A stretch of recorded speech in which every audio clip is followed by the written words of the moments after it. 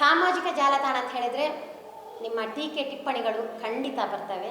ಹಾಗಾಗಿ ಎರಡನ್ನು ನಾನು ಸಮಾನವಾಗಿ ಸ್ವೀಕರಿಸ್ತೇನೆ. ಸೊ ನನ್ನದು ಒಂದೇ ಪಾಲಿಸಿ, ತಾಳಿದವನು ಬಾಳಿಯ ಅಷ್ಟೇ. ಏನು ಮಾಡಿದ್ರೆ ಅದು ಥಾಟ್ ಆಗಿ ಬಂತು, ಅದನ್ನು ಏನು ಮಾಡಿದ್ರಿ ಅಂತ ಅದನ್ನ ಅವೇರ್ನೆಸ್ ಪ್ರೋಗ್ರಾಮನ್ನು ಅದನ್ನು ಯಾವ ಥರ ಮಾಡಿದ್ರಿ, ಆ ಥಾಟ್ ಹೇಗೆ ಬಂತು ಅಂತ ನಿಮಗೆ, ಯಾಕೆ ಮಾಡಿದ್ರಿ ಅಂತ? ಥಾಟ್ ಅಂತ ಹೇಳಿದರೆ ಪೋಷಕರ ಒತ್ತಾಯ ಮೇರೆಗೆ ನಾನು ಮಾಡಿರುವಂಥದ್ದು ಇದು. ಪೋಷಕರೇ ಹೇಳಿದರು, ನೀವು ಇಷ್ಟೆಲ್ಲ ವೀಡಿಯೋ ಮಾಡ್ತೀರಿ ಮೇಡಮ್, ಒಂದು ಮೊಬೈಲ್ ಅವೇರ್ನೆಸ್ ಬಗ್ಗೆ ಒಂದು ಮಾಡಿ. ನಮ್ಮ LKGಯ ಒಂದು ಪೇರೆಂಟ್ ನನಗೆ ಖುದ್ದಾಗಿ ಫೋನ್ ಮಾಡಿಬಿಟ್ಟು, ನನ್ನ ಮಗಳು ಜಾಸ್ತಿ ಮೊಬೈಲ್ ನೋಡ್ತಾ ಇದ್ದಾಳೆ ಮೇಡಮ್, ಮನೆಗೆ ಬಂದರೂ ಕೂಡ ಊಟ ಮಾಡುವಾಗಲೂ ಮೊಬೈಲ್ ನೋಡ್ತಾಳೆ, ರಾತ್ರಿ ಮಲಗುವಾಗಲೂ ಮೊಬೈಲ್ ನೋಡ್ತಾಳೆ, ನಾವು ಹೇಳಿದ್ದನ್ನು ಕೇಳೋದಿಲ್ಲ, ನೀವು ಟೀಚರ್ಸ್ ಆಗಿ ಹೇಳಿದರೆ ಖಂಡಿತ ಅವರು ನಿಮ್ಮ ಮಾತನ್ನು ಕೇಳ್ತಾರೆ, ಒಂದು ಚಂದದ ಒಳ್ಳೆಯ ಅವೇರ್ನೆಸ್ ಇರುವಂಥದ್ದು, ಒಂದು ಅವರು ಕಂಟೆಂಟ್ ಸ್ಟ್ರಾಂಗ್ ಆಗಿರಲಿ ಅಂತಹ ಒಂದು ವೀಡಿಯೋವನ್ನೇ ಮಾಡಿ, ಇನ್ನು ಮುಂದಕ್ಕೆ ಅವರು ವೀಡಿಯೋ ನೋಡಬಾರ್ದು ಅನ್ನೋ ಉದ್ದೇಶದಿಂದ ಅವರು ಹೇಳಿದ ಮೇಲೆ ನನಗೆ ಇದು ಅವೇರ್ನೆಸ್ ಅದು ಒಂದು ತಲೆಗೆ ಹೊಳೆದಿತ್ತು. ಸೊ ನನ್ನ ಫ್ರೆಂಡ್ಸ್ ಎಲ್ಲ ಹೇಳ್ತಾ ಇದ್ರು, ಮೊಬೈಲ್ ಅವೇರ್ನೆಸ್ ಇದು ಒಂದು ವೀಡಿಯೋ ಮಾಡು ನೀನು ಅಂತ. ಸೊ ಅದನ್ನು ಹಾಗಾಗಿ ನಾನು ಇದರಲ್ಲಿ ಈ ಮುಖಾಂತರ ನಾನು ಅದು ಮಾಡಿರುವಂಥದ್ದು. ಸೊ ಇದರಲ್ಲಿ ನಮಗೆ ಮಕ್ಕಳ ಮಾನಸಿಕ ಇದಕ್ಕೆ ನಾವು ಕುಂಠಿತ ತರಿಸಬೇಕು ಅನ್ನೋದು ಖಂಡಿತ ಇಲ್ಲ. ಮೇನ್ ನಮ್ಮ ಉದ್ದೇಶ ಇಷ್ಟೇ, ಮಕ್ಕಳು ಜಾಸ್ತಿ ಮೊಬೈಲನ್ನು ಬಳಸದೆ ಅವರ ವಿದ್ಯಾಭ್ಯಾಸ, ಯಾಕಂದರೆ ಮೊಬೈಲ್ ನೋಡಬೇಡಿ ಅಂತ ಹೇಳಿದರೆ ಎಲ್ಲದಕ್ಕೂ ನಾವು ಇದು ಮಾಡುವಂಥದ್ದಲ್ಲ, ಸ್ವಲ್ಪ ನೋಡ್ಬೋದು, ಆದರೆ ಜಾಸ್ತಿ ಯಾರು ಬಳಕೆ ಮಾಡ್ತಾರೆ ಮಕ್ಕಳು, ಅಂತಹ ಮಕ್ಕಳಿಗೋಸ್ಕರ ಮಾಡಿದಂತಹ ವಿಡಿಯೋ ಇದು. ಅದನ್ನು ಆ ರೀತಿಯಾಗಿ ಒಬ್ಬೊಬ್ಬರು ನೆಗೆಟಿವ್ ಆಗಿ ತಗೊಂಡ್ರು, ಪಾಸಿಟಿವ್ ಆಗಿ ತಗೊಂಡ್ರು. ಸೊ ಆಗಿದ್ದೆಲ್ಲ ಒಳ್ಳೆಯದಕ್ಕೆ ಅಂತ ನಾವು ಎಣಿಸ್ತೇವೆ. ಸೊ ಏನಿದ್ರು ಕೂಡ ಮಕ್ಕಳ ಇದನ್ನು ಚಂದದಲ್ಲಿ ರಿಸೀವ್ ಮಾಡಿದರೆ ಇದು ನಮ್ಮ ಶಾಲೆಯಲ್ಲಿ ಆಗಿರುವಂತಹ ಒಂದು ಘಟನೆ. ಹಾಗಾಗಿ ನಮ್ಮ ಪೋಷಕರು, ನಮ್ಮ ಮಕ್ಕಳು ಅವರು ಏನೂ ಇದಿಲ್ಲದೆ ಟೆನ್ಷನ್ ಇಲ್ಲದೆ ಕೂಲಾಗಿದ್ದಾರೆ. ಆದರೆ ಬಟ್ ಹೊರಗಡೆ ಹೋಗಬೇಕಾದ್ರೆ ಅದು ಈ ಥರ ಹೋಗ್ತಾ ಉಂಟು. ಬಟ್ ಒಬ್ಬೊಬ್ಬರಿಗೆ ನಾನು ಹೇಳ್ತಾರಲ್ಲ, ಬರೆಯದಿದ್ರೆ ಆಗೋದಿಲ್ಲ ಅಂತ. ಸೊ ಬರೆಯೋರು ಬರ್ತಾನೆ ಇದ್ದಾರೆ, ಪಾಸಿಟಿವ್ ಕೊಡುವವರು ಕೊಡ್ತಾನೆ ಇದ್ದಾರೆ. ಕ್ಷಮೆ ನಾನು ಕೇಳಿರುವಂಥದ್ದು ಕೇವಲ ಒಂದು AV ಭಂಡಾರಿಯವರ ಒಂದು ಮಾತುಗಳಿಗೆ ಮಾತ್ರ, ಸಾರಿ PV ಭಂಡಾರಿಯವರ ಒಂದು ಮಾತುಗಳಿಗೆ ಮಾತ್ರ. PV ಭಂಡಾರಿಯವರನ್ನ ಹೋಗಿ ಅಲ್ಲಿ ಟ್ಯಾಗ್ ಮಾಡ್ತಾ ಇದ್ರು. ಪಾಪ ಅವ್ರಿಗೆ ವಿಷಯ ಗೊತ್ತಿರಲಿಲ್ಲ ಗೊತ್ತಿಲ್ಲ, ಎಲ್ಲರೂ ಹೋಗಿ ಸರ್ ನೀವೇನು ಹೇಳಿಲ್ವಾ, ಸರ್ ಇದಕ್ಕೇನು ಹೇಳೋದಿಲ್ವಾ ಅಂತ. ಅವರು ಮಾತ್ರ ಚಂದದಲ್ಲಿ ನನಗೊಂದು ಮಾತನ್ನು ಹೇಳಿದರು, ಮೇಡಮ್ ನೀವು ಮಾಡಿರುವ ಉದ್ದೇಶ ಸರಿ ಇದೆ, ರೀತಿ ಸರಿ ಇಲ್ಲ, ನಾನು ಅವರ ಮಾತುಗಳನ್ನು ಖಂಡಿತ ನಾನು ಪ್ರೀತಿಯಿಂದ ಸ್ವೀಕಾರ ಮಾಡ್ತೇನೆ, ಅವರು ಅಷ್ಟು ಚಂದದಲ್ಲಿ ಹೇಳಿದ್ದಾರೆ. ಯಾಕಂದರೆ ಒಂದು ಏನಾದರೂ ತಪ್ಪಾಗಿದ್ದರೆ ಅದನ್ನು ಹೇಳುವ ರೀತಿಯಲ್ಲಿ ನಾವು ಅದನ್ನು ಸರಿಪಡಿಸ್ಕೊಳ್ಬೇಕು. ಚಂದದಲ್ಲಿ ಹೇಳಿದರೆ ನಾನು ಚಂದದಲ್ಲಿ ಅದನ್ನು ಸ್ವೀಕಾರ ಮಾಡಿದ್ದೇನೆ. ಹಾಗಾಗಿ ಒಂದು ದಿವಸದಲ್ಲಿ 3.5 ಕೋಟಿ ವೀಕ್ಷಣೆ ಪಡೆದಂತಹ ವಿಡಿಯೋವನ್ನು ಅವರ ಮಾತುಗಳಿಗೆ ಒಂದು ಹೇಳಿ ನಾನು ರಿವ್ಯೂ ಮಾಡಿದ್ದೆ. ಬಟ್ ಬಾಕಿ ಪುನಃ ಬಂತು ನನಗೆ, ಯಾಕೆ ನೀನು ರಿಮೂವ್ ಮಾಡಿದೆ, ನೀನು ತಪ್ಪು ಮಾಡಲಿಲ್ಲ, ನಿನ್ನ ಇದರಲ್ಲಿ ಉದ್ದೇಶ ಇರಲಿಲ್ಲ, ಯಾಕೆ ತೆಗೆದೆ ಅಂತ. ಬಟ್ ನಾನು ಯಾರಾದರೂ ನನ್ನ ತಪ್ಪನ್ನು ಇಲ್ಲದಿದ್ದರೂ ಕ್ಷಮೆ ಕೇಳಿದ್ರೆ ಯಾವುದೇ ಇದಿಲ್ಲ ಸರ್. ನಾವು ತಪ್ಪು ಮಾಡಿಲ್ಲ ಅನ್ನುವಂತಹ ಉದ್ದೇಶ ನಮಗೆ ಇದ್ದರೆ, ಸೊ ಅಕಸ್ಮಾತ್ ತಪ್ಪು ಮಾಡಿದರೂ ಕೂಡ ಅದನ್ನು ತಪ್ಪನ್ನು ತಿಳಿಯುವಂತಹ ತಿದ್ದುಪಡಿಗೊಳಿಸುವಂತಹ ಪ್ರಯತ್ನವನ್ನು ಕೂಡ ನಾವು ಮಾಡ್ತೇವೆ ಅಂತ ನಾನು ಅವರಿಗೆ ಒಂದು ವಾಕ್ಯದ ಮುಖಾಂತರ ಅವರಿಗೆ ಇದು ಕೊಟ್ಟೆ, ಆನ್ಸರ್ ಕೊಟ್ಟೆ. ಸೊ ಅದಕ್ಕೆ ಅಲ್ಲಿ ಚಾಪ್ಟರ್ ಕ್ಲೋಸ್ ಆಗಿದೆ.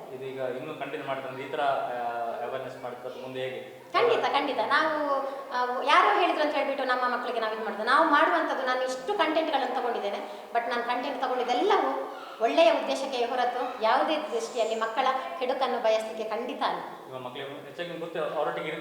ಖಂಡಿತ ನಾವು ಬೆಳಿಗ್ಗೆ ಬಂದರೆ ಮಕ್ಕಳ ಜೊತೆ ಇರುವಂಥದ್ದು, ಸಂಜೆ ಹೋಗಬೇಕಾದ್ರೂ ಕೂಡ. ಈಗ ನಾವು ಮಾಡಿದರೆ 1 ನಿಮಿಷ 2 ನಿಮಿಷ ಅದು ವೀಡಿಯೋ ಮಾಡೋದು. ಬಟ್ ಆ 7 ಗಂಟೆ 59 ನಿಮಿಷ ಕೂಡ ನಾವು ಮಕ್ಕಳ ಜೊತೆ ಇರ್ತೇವೆ, ಮಕ್ಕಳ ಜೊತೆ ಬೀರಿತೇವೆ. ಹೇಳ್ತೇನಲ್ಲ, ನಮಗೆ ನೀರು ಕುಡ್ದಿದ್ದೀರೋ ಊಟ ಮಾಡಿದ್ದೀರೋ ಅಂತ ಕೇಳೋರು ಯಾರೂ ಇಲ್ಲ. ಯಾಕಂದರೆ ಅಲ್ಲಿ ಪೀರಿಯಡ್ಸ್ ಆ ಥರ ಇರ್ತದೆ. ನಾನು ಒಬ್ಬೊಬ್ಬರು ಟೀಚರ್ಸ್ ತಿಂಡಿ ಅದು ತರ್ತಾರೆ, ನಾನು ತಿಂಡಿ ಕೂಡ ತರೋದಿಲ್ಲ. ಬೆಳಿಗ್ಗೆ ಒಂಚೂರು ತಿಂಡಿ ತಿಂದು ಬಂದರೆ ನಾನು ಮಧ್ಯಾಹ್ನ ಮತ್ತೆ ಡೈರೆಕ್ಟ್ ನಾವು ಊಟ ಮಾಡುವಂಥದ್ದು. ಸೊ ಅದನ್ನು ಕೂಡ ಬಗ ತಿಂದು ನೆಕ್ಸ್ಟ್ ಪೀರಿಯಡ್ ಇರ್ತದೆ, ಅಲ್ಲಿಗೆ ನಾವು ಓಡಿ ಹೋಗ್ತೇವೆ. ಸೊ ಈ ಥರ ನಮ್ಮ ಇದು ಹೋಗ್ತದೆ. ಅದರಲ್ಲೂ ನಿಮಗೆ ಅದೇ ಕೆಲಸವ ಇದೇ ಕೆಲಸ ಮಾಡೋರಿಗೆ ನಾನು ಒಂದೇ ಹೇಳಲಿಕ್ಕೆ ಇಷ್ಟಪಡ್ತೇನೆ. ನಾನು ಡ್ಯಾನ್ಸ್ ಟೀಚರ್ ಆದವರು ಡ್ಯಾನ್ಸನ್ನೇ ಕಲಿಸಬೇಕಾಗ್ತದೆ.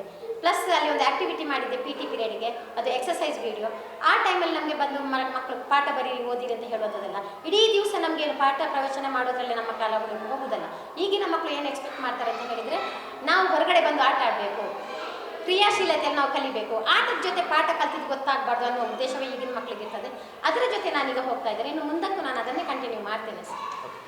ಸಾಮಾಜಿಕ ಜಾಲತಾಣ ಅಂತ ಹೇಳಿದರೆ ನಿಮ್ಮ ಟೀಕೆ ಟಿಪ್ಪಣಿಗಳು ಖಂಡಿತ ಬರ್ತವೆ. ಹಾಗಾಗಿ ಎರಡನ್ನು ನಾನು ಸಮಾನವಾಗಿ ಸ್ವೀಕರಿಸ್ತೇನೆ. ಸೊ ನನ್ನದು ಒಂದೇ ಪಾಲಿಸಿ, ತಾಳಿದವನು ಬಾಳಿಯ ಅಷ್ಟೇ. ಏನು ಮಾಡಿದ್ರೆ ಅದು ಥಾಟ್ ಆಗಿ ಬಂತು, ಅದನ್ನು ಏನು ಮಾಡಿದ್ರಿ ಅಂತ ಅದನ್ನು ಅವೇರ್ನೆಸ್ ಪ್ರೋಗ್ರಾಮನ್ನು ಅದನ್ನು ಯಾವ ಥರ ಮಾಡಿದ್ರಿ, ಆ ಥಾಟ್ ಹೇಗೆ ಬಂತು ಅಂತ ನಿಮಗೆ, ಯಾಕೆ ಮಾಡಿದ್ರಿ ಅಂತ? ಥಾಟ್ ಅಂತ ಹೇಳಿದರೆ ಪೋಷಕರ ಒತ್ತಾಯ ಮೇರೆಗೆ ನಾನು ಮಾಡಿರುವಂಥದ್ದು ಇದು. ಪೋಷಕರೇ ಹೇಳಿದರು ನೀವು ಇಷ್ಟೆಲ್ಲ ವಿಡಿಯೋ ಮಾಡ್ತೀರಿ ಮೇಡಮ್, ಒಂದು ಮೊಬೈಲ್ ಅವೇರ್ನೆಸ್ ಬಗ್ಗೆ ಒಂದು ಮಾಡಿ.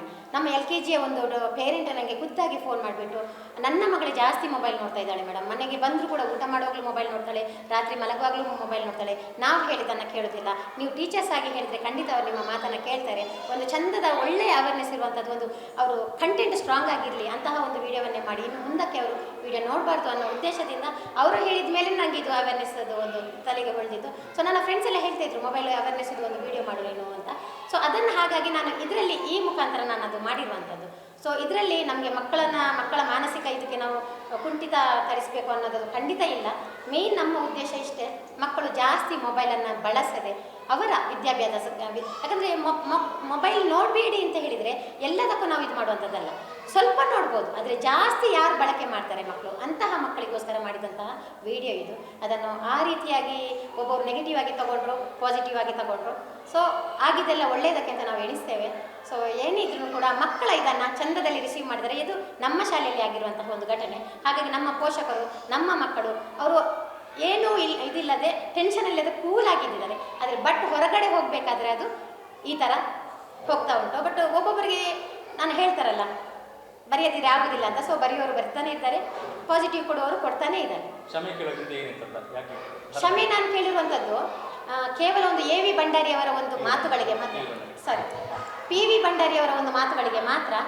PV ಭಂಡಾರಿಯವರನ್ನ ಹೋಗಿ ಅಲ್ಲಿ ಟ್ಯಾಗ್ ಮಾಡ್ತಾ ಇದ್ರು. ಪಾಪ ಅವ್ರಿಗೆ ವಿಷಯ ಗೊತ್ತಿರಲಿಲ್ಲ ಗೊತ್ತಿಲ್ಲ, ಎಲ್ಲರೂ ಹೋಗಿ ಸರ್ ನೀವೇನು ಹೇಳಿಲ್ವಾ, ಸರ್ ಇದಕ್ಕೇನು ಹೇಳೋದಿಲ್ವಾ ಅಂತ. ಅವರು ಮಾತ್ರ ಚಂದದಲ್ಲಿ ನನಗೊಂದು ಮಾತನ್ನು ಹೇಳಿದರು, ಮೇಡಮ್ ನೀವು ಮಾಡಿರುವ ಉದ್ದೇಶ ಸರಿ ಇದೆ, ರೀತಿ ಸರಿ ಇಲ್ಲ, ನಾನು ಅವರ ಮಾತುಗಳನ್ನು ಖಂಡಿತ ನಾನು ಪ್ರೀತಿಯಿಂದ ಸ್ವೀಕಾರ ಮಾಡ್ತೇನೆ. ಅವರು ಅಷ್ಟು ಚಂದದಲ್ಲಿ ಹೇಳಿದ್ದಾರೆ. ಯಾಕಂದರೆ ಒಂದು ಏನಾದರೂ ತಪ್ಪಾಗಿದ್ದರೆ ಅದನ್ನು ಹೇಳುವ ರೀತಿಯಲ್ಲಿ ನಾವು ಅದನ್ನು ಸರಿಪಡಿಸ್ಕೊಳ್ಬೇಕು. ಚಂದದಲ್ಲಿ ಹೇಳಿದರೆ ನಾನು ಚಂದದಲ್ಲಿ ಅದನ್ನು ಸ್ವೀಕಾರ ಮಾಡಿದ್ದೇನೆ. ಹಾಗಾಗಿ ಒಂದು ದಿವಸದಲ್ಲಿ 3.5 ಕೋಟಿ ವೀಕ್ಷಣೆ ಪಡೆದಂತಹ ವಿಡಿಯೋವನ್ನು ಅವರ ಮಾತುಗಳಿಗೆ ಒಂದು ಹೇಳಿ ನಾನು ರಿವ್ಯೂ ಮಾಡಿದ್ದೆ. ಬಟ್ ಬಾಕಿ ಪುನಃ ಬಂತು ನನಗೆ, ಯಾಕೆ ನೀನು ರಿಮೂವ್ ಮಾಡಿದೆ, ನೀನು ತಪ್ಪು ಮಾಡಲಿಲ್ಲ, ನಿನ್ನ ಇದರಲ್ಲಿ ಉದ್ದೇಶ ಇರಲಿಲ್ಲ, ಯಾಕೆ ತೆಗೆದೆ ಅಂತ. ಬಟ್ ನಾನು ಯಾರಾದರೂ ನನ್ನ ತಪ್ಪನ್ನು ಇಲ್ಲದಿದ್ದರೂ ಕ್ಷಮೆ ಕೇಳಿದ್ರೆ ಯಾವುದೇ ಇದಿಲ್ಲ ಸರ್.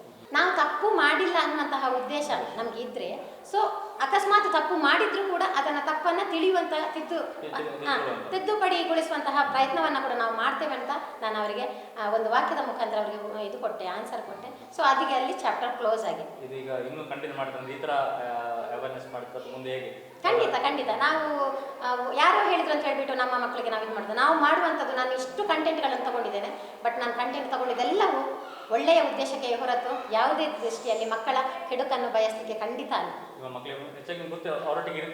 ಖಂಡಿತ ನಾವು ಬೆಳಿಗ್ಗೆ ಬಂದರೆ ಮಕ್ಕಳ ಜೊತೆ ಇರುವಂಥದ್ದು, ಸಂಜೆ ಹೋಗಬೇಕಾದ್ರೂ ಕೂಡ. ಈಗ ನಾವು ಮಾಡಿದರೆ 1 ನಿಮಿಷ 2 ನಿಮಿಷ ಅದು ವೀಡಿಯೋ ಮಾಡೋದು. ಬಟ್ ಆ 7 ಗಂಟೆ 59 ನಿಮಿಷ ಕೂಡ ನಾವು ಮಕ್ಕಳ ಜೊತೆ ಇರ್ತೇವೆ, ಮಕ್ಕಳ ಜೊತೆ ಬೀರಿತೇವೆ. ಹೇಳ್ತೇನಲ್ಲ, ನಮಗೆ ನೀರು ಕುಡ್ದಿದ್ದೀರೋ ಊಟ ಮಾಡಿದ್ದೀರೋ ಅಂತ ಕೇಳೋರು ಯಾರೂ ಇಲ್ಲ. ಯಾಕಂದರೆ ಅಲ್ಲಿ ಪೀರಿಯಡ್ಸ್ ಆ ಥರ ಇರ್ತದೆ. ನಾನು ಒಬ್ಬೊಬ್ಬರು ಟೀಚರ್ಸ್ ತಿಂಡಿ ಅದು ತರ್ತಾರೆ, ನಾನು ತಿಂಡಿ ಕೂಡ ತರೋದಿಲ್ಲ. ಬೆಳಿಗ್ಗೆ ಒಂಚೂರು ತಿಂಡಿ ತಿಂದು ಬಂದರೆ ನಾನು ಮಧ್ಯಾಹ್ನ ಮತ್ತೆ ಡೈರೆಕ್ಟ್ ನಾವು ಊಟ ಮಾಡುವಂಥದ್ದು. ಸೊ ಅದನ್ನು ಕೂಡ ಬಗ ತಿಂದು ನೆಕ್ಸ್ಟ್ ಪೀರಿಯಡ್ ಇರ್ತದೆ, ಅಲ್ಲಿಗೆ ನಾವು ಓಡಿ ಹೋಗ್ತೇವೆ. ಸೊ ಈ ಥರ ನಮ್ಮ ಇದು ಹೋಗ್ತದೆ. ಅದರಲ್ಲೂ ನಿಮಗೆ ಅದೇ ಕೆಲಸವ ಇದೇ ಕೆಲಸವ ಮಾಡೋರಿಗೆ ನಾನು ಒಂದೇ ಹೇಳಲಿಕ್ಕೆ ಇಷ್ಟಪಡ್ತೇನೆ. ನಾನು ಡ್ಯಾನ್ಸ್ ಟೀಚರ್ ಆದವರು ಡ್ಯಾನ್ಸನ್ನೇ ಕಲಿಸಬೇಕಾಗ್ತದೆ. ಪ್ಲಸ್ ಅಲ್ಲಿ ಒಂದು ಆ್ಯಕ್ಟಿವಿಟಿ ಮಾಡಿದ್ದೆ PT ಪೀರಿಯಡ್ಗೆ, ಅದು ಎಕ್ಸಸೈಸ್ ವಿಡಿಯೋ. ಆ ಟೈಮಲ್ಲಿ ನಮಗೆ ಬಂದು ಮಕ್ಕಳು ಪಾಠ ಬರೀ ಓದಿರಿ ಅಂತ ಹೇಳೋದಲ್ಲ. ಇಡೀ ದಿವಸ ನಮಗೆ ಪಾಠ ಪ್ರವಚನ ಮಾಡೋದ್ರಲ್ಲೇ ನಮ್ಮ ಕಾಲ ಹೋಗುವುದಲ್ಲ.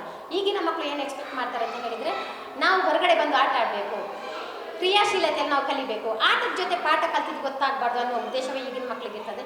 ಅದರ ಜೊತೆ ನಾನೀಗ ಹೋಗ್ತಾ ಇದ್ದೇನೆ. ಇನ್ನು ಮುಂದಕ್ಕೂ ನಾನು ಅದನ್ನೇ ಕಂಟಿನ್ಯೂ ಮಾಡ್ತೇನೆ ಸರ್.